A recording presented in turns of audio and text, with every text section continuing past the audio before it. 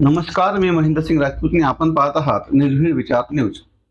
राज्यात सर्वात जास्त चर्चेत असणारी बहुचर्चित योजना म्हणजे मुख्यमंत्री लाडकी बहीण योजना। सदरची योजना ही जनतेत देखील अत्यंत लोकप्रिय झाली असून या योजनेच्या पात्र लाभार्थ्यांना त्यातून मिळणाऱ्या रकमेची प्रतीक्षा आहे। शिवाय येत्या विधानसभा निवडणुकीत महायुतीसाठी ही योजना म्हणजे एक संजीवनी आहे।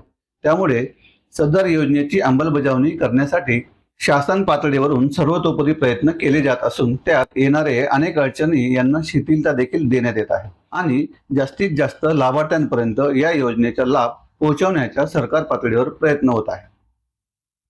येणाऱ्या रक्षाबंधनाला राज्यातील बहिणींसाठी पहिला हप्ता देण्यात येईल अशा पद्धतीने सरकारचा प्रयत्न आहे।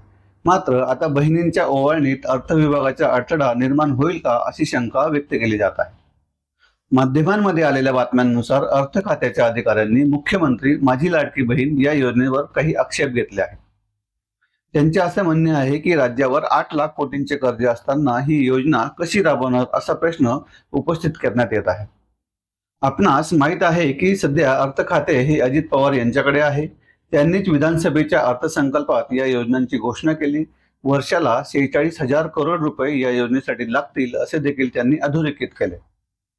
असे असताना त्यांच्या अर्थ मंत्रालयातील अधिकारीच या योजनेवर आक्षेप घेत असल्याने सर्वांच्या भुवया मात्र उंचावल्या आहेत।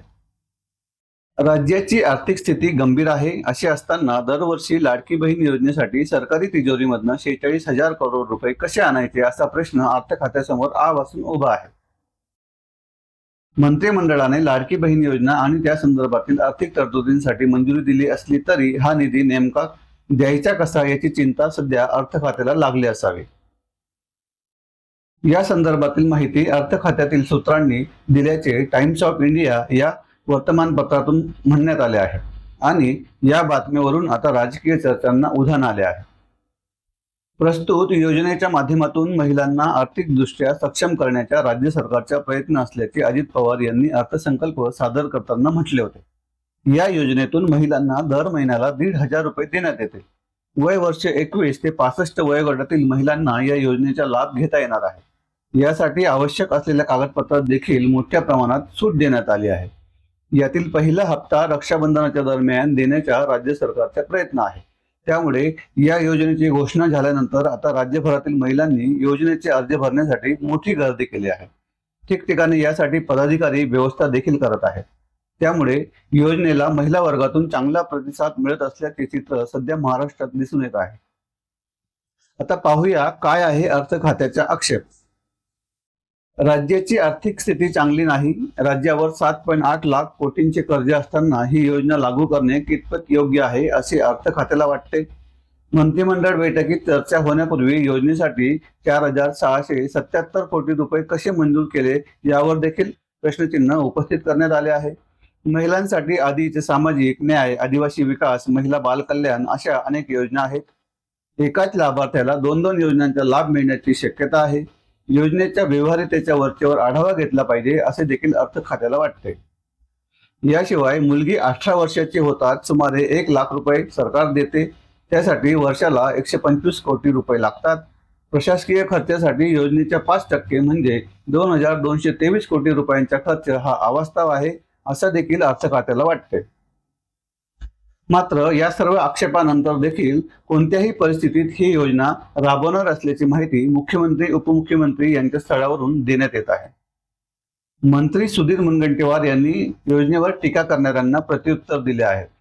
लाडकी बहीण योजनेचा लाभ मिळणाऱ्या महिला या अमेझॉनवर शॉपिंग करणाऱ्या नाहीत, तर त्या आसपासच्या दुकानात आणि मंडीतून खरेदी करतात।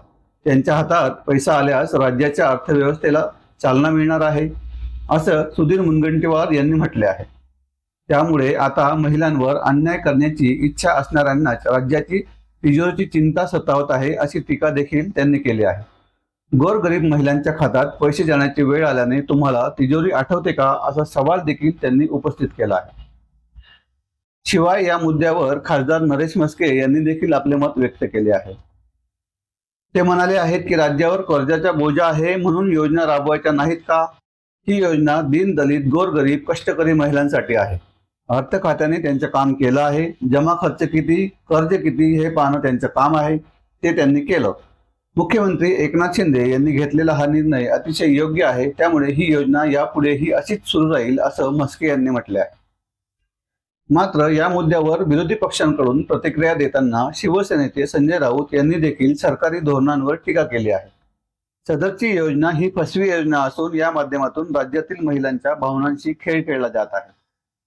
या योजनेचे भवितव्य हे फक्त निवडणुकीपुरते असून निवडणुकीनंतर ही योजना बंद होईल असे भाकीत देखील त्यांनी व्यक्त केले आहे.